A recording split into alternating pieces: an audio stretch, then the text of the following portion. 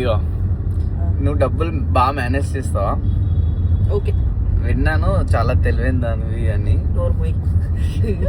నోరు మూస్తే మాట్లాడలేను కాబట్టి తప్పు తీసేయాలి. క్వశ్చన్ ఏంటంటే, ఒక షాప్ కీపర్ ఉన్నాడు. ఇవన్నీ వద్దు, నార్మల్ విను ఒక షాప్ కీపర్ ఉన్నాడు. సో ఆ షాప్ కీపర్ దగ్గరికి ఒక కస్టమర్ వచ్చి ఒక 200 రూపీస్ పర్చేస్ చేశాడు. ఒక ప్రోడక్ట్ తీసుకున్నాడు. అయితే వాడి దగ్గర 200 రూపీస్ చేంజ్ లేవు, 2000 రూపీస్ ఇచ్చాడు.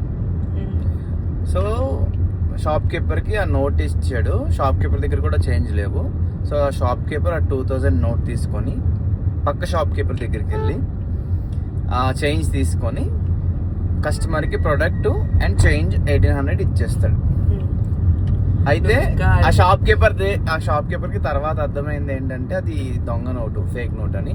సో పక్క ఈ షాప్ కీపర్ దగ్గరికి వచ్చి ఫేక్ నోట్ అని చెప్పి ఆ 2000 తీసుకొని వెళ్ళిపోతాడు, రియల్ మనీ.